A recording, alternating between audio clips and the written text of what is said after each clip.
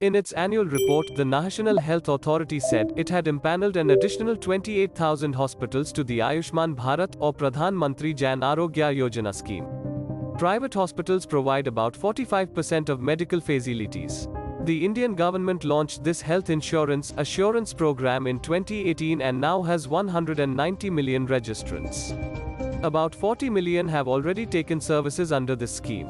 Releasing the annual report, Central Health Minister Mansukh Mandavia said that the government intends to accept 1 million new registrants a day from the present 500,000. This flagship program is an integral part of the government's people-centric development model. India is also struggling with an obesity problem afflicting 17% of the population and costing the country $35 billion annually, or about 1% of its GDP. If left unattended, the cost will reach $850 billion annually by 2060, or about 2.5% of its projected GDP. India will rank third, well below China, which will lose $10 trillion annually, and the United States, which will lose $2.5 trillion. Despite rapid economic growth, India struggles with the triple-faceted health issue of malnutrition, undernutrition, and obesity because of its large population and colonization-induced poverty. India currently spends 4.2% of its GDP on healthcare, water, and sanitation. It plans to spend 2.5% of its GDP by 2025 on these services. Participating in the Royal Australian Navy-hosted Kakadu 2022, the indigenously designed and developed ship, INS Satpura, showcased many of its strengths. The ship participated in various anti-submarine warfare exercises, anti-ship warfare exercises, maneuvers, and has also showcased her precise target destruction capability during gun firing exercises. The goal of the exercise was enhancing mutual understanding and interoperability at sea among navies of friendly foreign countries. The 2-week-long exercise, both in harbour and sea, involves ships and maritime aircraft from 14 navies. During the harbour phase of the exercise, the ship's crew will engage in operational planning interactions and sports activities with participating navies. 1 P-8I maritime patrol aircraft accompanied the 6,000-ton stealth frigate. These were frontline units of the Eastern Fleet of the Navy, based at Visakhapatnam.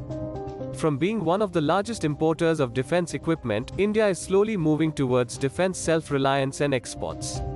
Recently, New Delhi commissioned the indigenously built aircraft carrier INS Vikrant.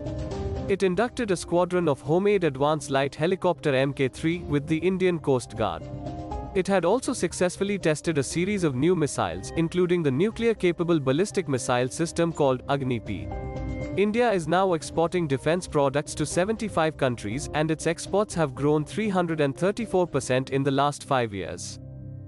The Indian Ministry of Information and Broadcasting directed YouTube to block 45 videos from 10 channels.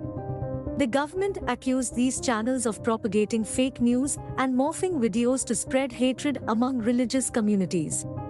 The government says these videos violated the 2021 information technology rules. Minister Anurag Singh Thakur explained, "These channels were found to have been involved in the conspiracy to spread hatred in the country, and were detrimental to India's friendly relations with foreign states.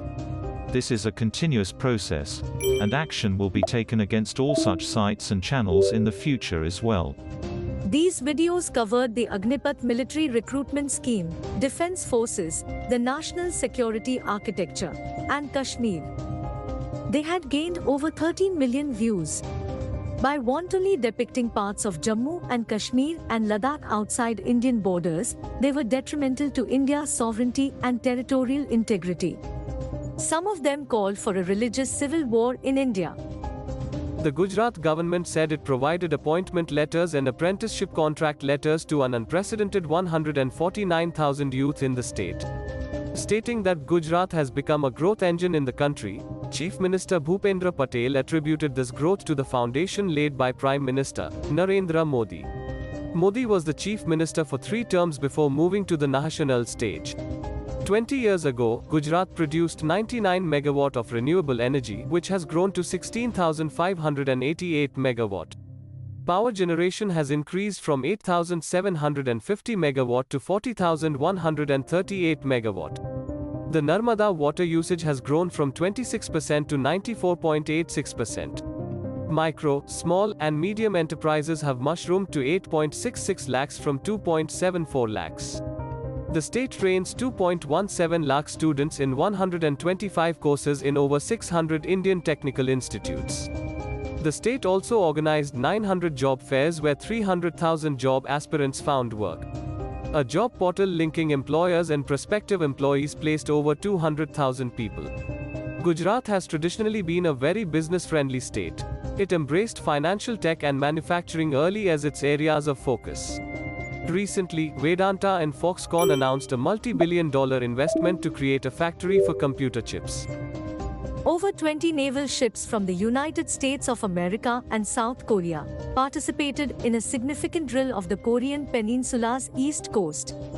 A South Korean official statement said that the four-day exercise involving fighter planes, helicopters, and an aircraft carrier demonstrated a powerful resolve to respond to North Korean provocations.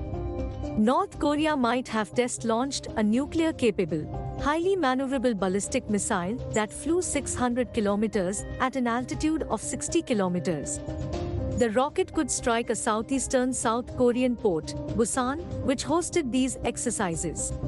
Pyongyang rejected calls by Washington and Seoul for the resumption of nuclear dialogue. Instead, it conducted even more tests this year. As a precondition for talks, Pyongyang wants Washington and Seoul to stop military collaboration and lift crippling economic sanctions. It recently changed its nuclear doctrine to allow its leaders to launch a preemptive nuclear strike under certain conditions. The Indian government is pushing smartphone manufacturers selling in India to add support for its homegrown navigation with an Indian constellation called NavIC. The regional navigation satellite system reduces dependence on foreign systems, including the widely used American Global Positioning System (GPS). China, the European Union, Japan, and Russia also have native navigation systems. While the Chinese government did not push any mobile manufacturing company, almost all handsets sold in that country support its system called Baidu. Hence, as a policy push, the Indian government is insisting that mobile manufacturers support the NavIC by January 2023. Mobile manufacturers are balking at this demand since most have locked in their design and manufacturing plans till 2025. Xiaomi and Samsung together own 38% of the smartphone market, while Apple has 3%. Other Chinese manufacturers cover another 28%. While Apple already supports the systems from the other 5 countries, the Indian directive may force it to include NavIC. Samsung and Xiaomi, who lead the sub-$200 cell phone market, are worried about increased research and manufacturing costs. Somehow, these concerns did not come into play when serving the Chinese market, even though India is the second largest mobile market in the world. Chipmakers, US designer Qualcomm and Taiwan's MediaTek, say they are working with the Indian Space Agency to produce the required chipset. Though operational since 2018, the adoption of NavIC has been low, with only 20 models supporting this system out of 300 in use in the country. Since voluntary adoption has been lacking, the government is stepping in to force support. Handset makers are asking the government to support the L1 band used by GPS instead of the L5 band. ISRO says that support for L1 will be available only in the 2024-25 timeframe when it launches more satellites to support that band. If you like this content, please press the like button and share it with your family and friends.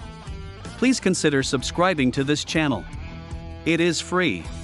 Press the bell icon to receive notifications about new content.